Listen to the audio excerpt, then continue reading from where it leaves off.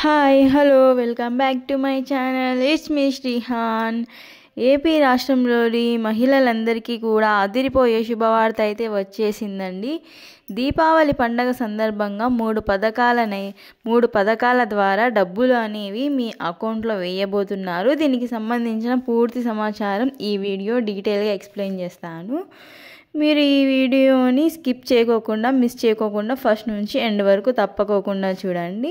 అలాగే నా ఛానల్ని కనుక మీరు ఫస్ట్ టైం చూస్తున్నట్లయితే ప్లీజ్ సబ్స్క్రైబ్ చేసుకోండి. పక్కన బెల్ని క్లిక్ చేయండి. నేను వీడియో పెట్టగానే మీకు నోటిఫికేషన్ వస్తుంది. ఇది చాలా ఇంపార్టెంట్ వీడియో అండి. మహిళలందరికీ కూడా ఎంతగానో ఎదురు చూస్తున్న ఈ 3 పథకాల యొక్క డబ్బులు అనేవి మీ ఖాతాలలోకి జమ కాబోతున్నాయి. మరి దీనిపైన పూర్తి సమాచారాన్ని ఈ వీడియో డీటెయిల్గా ఎక్స్ప్లెయిన్ చేస్తాను. ఏపీలో కూటమి ప్రభుత్వం మహిళల కోసం ఎక్కువ ప్రాధాన్యత ఇవ్వడం అయితే జరుగుతుందన్నమాట.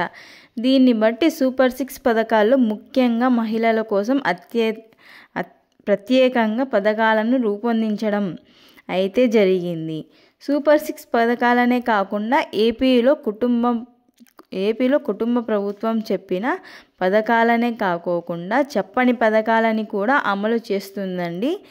అదేంటంటే వాహన మిత్ర పథకం ద్వారా డ్రైవర్లకందరికీ కూడా డబ్బులు వేస్తారు. ఈ పథకం మరి సూపర్ 6లో లేకపోయినా కానీ వేయడం అయితే జరిగింది. మరి కూటమి ప్రభుత్వం ప్రజల సంక్షేమమే ధ్యేయంగా ముందుకు దూసుకు వెళ్ళిపోతుందండి. రాష్ట్రంలో ఆర్థికంగా కొంచెం వెనుకబడి ఉన్నా కానీ అలాంటి వాటిని ఏమి పట్టించుకోకుండా ప్రజల సంక్షేమమే ధ్యేయంగా ప్రజలు ఆర్థికంగా నిలదొక్కుకోవాలనే ఉద్దేశంతో తోటి కూటమి ప్రభుత్వం ముందుకు దూసుకెళ్తుందని చెప్పవచ్చు. సూపర్ 6 పథకాలని హిట్ చేసింది ఏపీలోని కూటమి ప్రభుత్వం. అయితే తాజాగా మహిళలకు సరికొత్తగా దీపావళి కానుకనైతే ప్రకటించేసింది. అదేమిటంటే మహిళల కోసం ప్రత్యేకంగా 3 పథకాలనైతే తీసుకురావడం జరిగింది. అవేమిటంటే విద్యాలక్ష్మి, కళ్యాణలక్ష్మి, అదేవిధంగా మహాలక్ష్మి. ఈ 3 పథకాల ద్వారా మహిళలకైతే ఎంతో లబ్ధి చేకూరిపోతుందని ఇందులో ఆల్రెడీ 2 పథకాలు నడుస్తూనే ఉన్నాయి. అంటే ఇవి 2 డ్వాక్రా మహిళలకు సంబంధించినవి అన్నమాట. కళ్యాణలక్ష్మి అలాగే విద్యాలక్ష్మి. ఎవరైతే మహిళలు డ్వాక్రా సంఘాల్లో సభ్యులుగా ఉంటారో అలాంటి వారి యొక్క 2 పథకాలు డబ్బులు అయితే వస్తాయండి. మరి ముఖ్యంగా కనుక మనం విద్యాలక్ష్మి పథకం చూసుకుంటే మరి మహిళలందరికీ ఈ యొక్క శ్రీనిధి పథకం ద్వారా డబ్బులు అయితే ఇవ్వబోతుందన్నమాట. ఈ శ్రీనిధి పథకం ద్వారా విద్యాలక్ష్మి పథకానికి ఒక్కో మహిళకి కూడా 3 లక్షల రూపాయల వరకు ఆర్థిక సహాయం అయితే జరుగుతుంది. ఈ పథకం ద్వారా మీరు లబ్ధి పొందాలి అంటే కనుక మీరు మీ డ్వాక్రాలకు సంబంధించినటువంటి సీసీలను కానీ మీ బ్యాంకులకు వెళ్ళి మీరు అడిగితే కనుక దీనిపైన పూర్తి సమాచారం అయితే మీకు ఇవ్వడం జరుగుతుంది.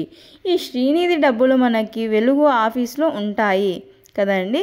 మీ సంఘాలకి సంబంధించిన అక్కడి నుంచి ఈ డబ్బులు అయితే రావడం జరుగుతుంది. ముఖ్యంగా గ్రూపుల్లో 10 మంది సభ్యులు ఉంటారు కదా. 10 మంది సభ్యుల ఆమోదంతో ముగ్గురికి అయితే 3 లక్షలు అంటే గ్రూపు మొత్తం మీద 9 లక్షల వరకు ఈ విద్యాలక్ష్మి పథకం రావడం జరిగింది. ఈ పథకానికి ఎవరైనా కావాలి అనుకుంటే కనుక వెంటనే మీరు అప్లై చేసుకుంటే పథకం ద్వారా డబ్బులు అనేవి మీ ఖాతాలలో పడిపోతాయి. మరి వడ్డీ అనేది చాలా తక్కువ ఉంటుందన్నమాట. పావలా వడ్డీకే డబ్బులు అయితే ఇవ్వడం జరుగుతుంది. మరి 3 లక్షల రూపాయలకు బయట తెచ్చుకుంటే కనుక చాలా ఇంట్రెస్ట్ అనేది పే చేయాల్సి వస్తుంది. ఈ డబ్బులని నిర్ణీత గడువు తేదీన చెల్లిస్తే మీకు మళ్ళీ లోన్స్ అనేవి ఇవ్వడం జరుగుతుంది. ఈ మొత్తంలో మహిళలు చిన్న వ్యాపారాలు ఇంటి దగ్గరనే ప్రారంభించుకోవచ్చు.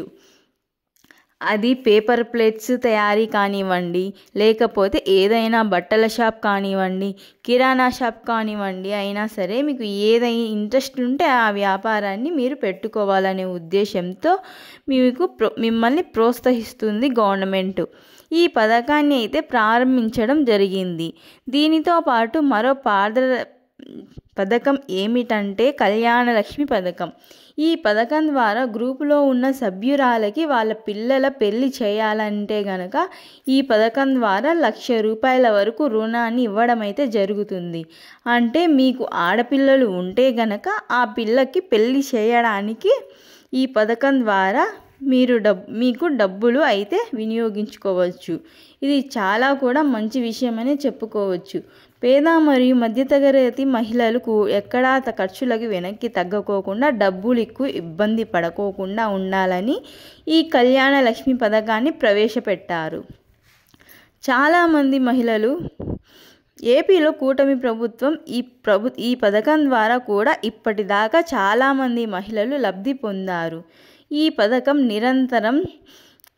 నిరంతర ప్రక్రియగా కొనసాగుతూనే ఉంటుంది. గ్రూప్లో ఎవరైనా డ్వాక్రా మహిళలకు ఆడపిల్లలు ఉంటారో వారి కళ్యాణ నిమిత్తం ఈ డబ్బులు అయితే ఇవ్వడం జరుగుతుంది.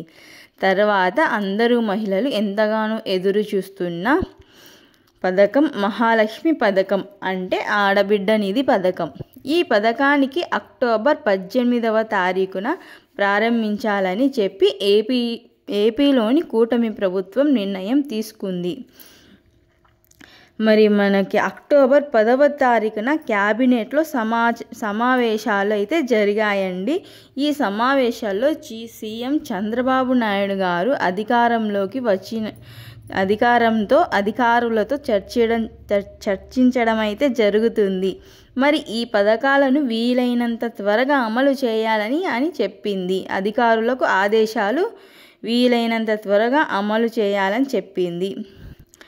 మరి చాలా రకాల పథకాలు అక్టోబర్ నెలలోనే ప్రారంభించారు. ఆగస్టు, సెప్టెంబర్ మరియు అక్టోబర్ ఈ 3 నెలల్లో పలు రకాల పథకాలను ప్రారంభించడం అయితే జరిగింది. మరి మనకు ఆగస్టు 15వ తారీఖున ఫ్రీ బస్ పథకాన్ని ప్రారంభించింది ఏపీలోని కూటమి ప్రభుత్వం. అంతకుముందు తల్లికి వందనం, అదేవిధంగా మొన్న అన్నదాత సుఖీభవ పథకాలను కూడా ప్రారంభించింది. ప్రజలు ఎక్కడా ఇబ్బంది పడకోకుండా కూటమి ప్రభుత్వం ఇచ్చినటువంటి ప్రతి హామీని కూడా నెరవేర్చుకుంటూ ముందుకు వెళ్తోంది. అదేవిధంగా కొత్త రేషన్ కార్డులు కానివ్వండి, అదేవిధంగా ఎవరికైనా భర్త చనిపోయిన మహిళలు ఎక్కడా ఇబ్బంది పడకోకుండా ఆర్థికంగా ఇబ్బంది పడకూడదు అనే వారికి మరుసటి నెల నుంచి కూడా పింఛన్ అనేది తీసుకురావడం జరిగింది. ఇది చాలా చాలా మంచి విషయం అనే చెప్పుకోవచ్చు. అదేవిధంగా కూటమి ప్రభుత్వం అధికారంలోకి వస్తే పెన్షన్ని పెంచుతాము అని చెప్పింది.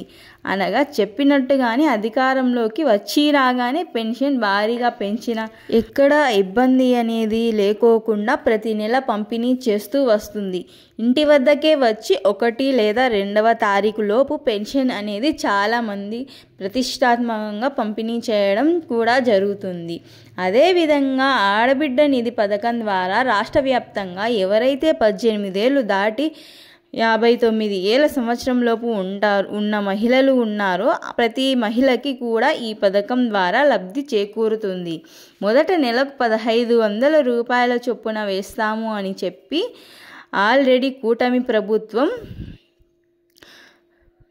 వచ్చి సంవత్సరం కాలం గడిచింది. కానీ ఈ గడిచిన సంవత్సరానికి సంబంధించిన 18,000 అర్హత ఉన్న ప్రతి మహిళకి ఖాతాలోకి జమ చేయాలని చెప్పి నిర్ణయం తీసుకుంది. అయితే ఈ మొత్తాన్ని దీపావళి కానుకగా ఇవ్వాలని చెప్పి నిర్ణయం తీసుకున్నారు. ఈ దీపావళి కానుక అనగా అదే దీపావళి 20వ తేదీన కాబట్టి దీపావళి కంటే ముందుగానే 18వ తేదీన ఈ పథకాన్ని ప్రారంభించాలని చెప్పి ఒక అప్డేట్ అయితే రావడం జరిగింది. అధికారులకు ఇప్పటికే అర్హుల ఎంపిక అనేది చేయవలసి చెప్పి ఆదేశాలు కూడా రావడం అయితే జరిగింది. అయితే సచివాలయాల వద్ద ఉన్న డేటా ప్రకారం, గవర్నమెంట్ వద్ద ఉన్న డేటా ప్రకారం ఈ అర్హుల ఎంపిక అనేది ఉంటుంది. ఆల్రెడీ ప్రతి ఒక్కరి డేటా ఆ యొక్క సచివాలయాల దగ్గర మా డేటా అనేది అక్కడ కంపల్సరీ ఉంటుంది. ఆ డేటా ప్రకారం పేద మధ్యతరగతి కుటుంబాలకు చెందిన మహిళలు, అన్ని రకాల అర్హతలో ఉన్న మహిళలు ముందుగా ఎంపిక అయితే చేయడం జరిగింది. ఇప్పుడు వరకు కూడా దాదాపు రాష్ట్ర వ్యాప్తంగా 29 లక్షల మంది మహిళలకు అర్హులు ఉన్నట్లు ఎంపిక అయినట్టు సమాచారం.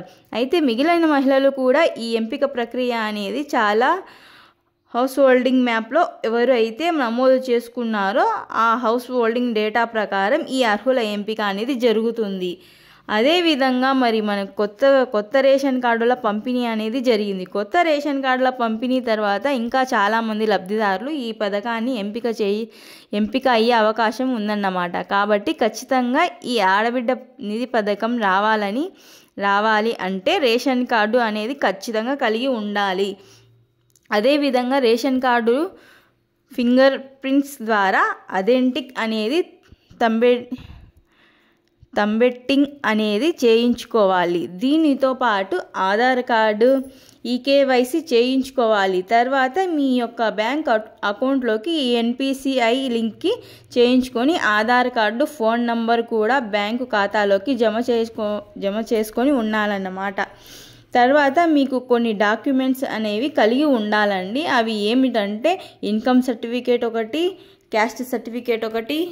అదేవిధంగా మీకు అడ్రస్ ప్రూఫ్ అంటే మీరు శాశ్వతంగా ఆంధ్రప్రదేశ్లోనే నివసిస్తున్నట్లు అడ్రస్ ప్రూఫ్స్ అనేది ఖచ్చితంగా ఉండాలి. కొంతమందికి అడ్రస్ ప్రూఫ్స్ అనేది ఖచ్చితంగా ఉన్నా కానీ పక్క రాష్ట్రాల వాళ్ళు ఉండటం అయితే జరుగుతుంది. అలాంటి వారు లబ్ధి అనేది పొందలేరు. కాబట్టి ఖచ్చితంగా ఆంధ్రప్రదేశ్లోనే నివసిస్తున్నామన్నట్లు ఒక ప్రూఫ్ అనేది ఉండాలండి.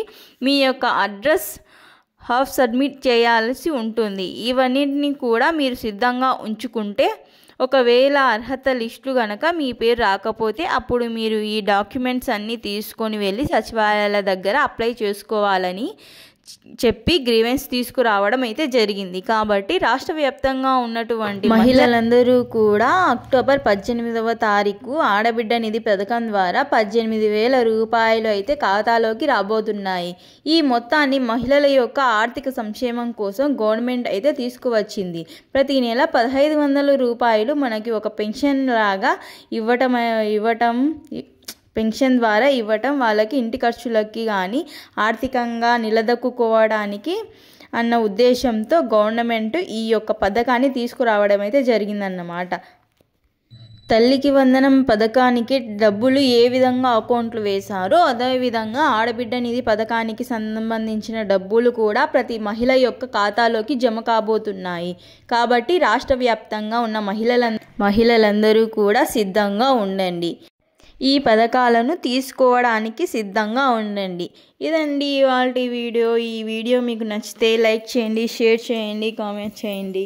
ఇలాంటి మరిన్ని ఇంట్రెస్టింగ్ వీడియోలను చూడడానికి వెంటనే నా ఛానల్ని సబ్స్క్రైబ్ చేయండి. పక్కనున్న బెల్ని క్లిక్ చేయండి. నేను వీడియో పెట్టగానే మీకు నోటిఫికేషన్ వస్తుంది.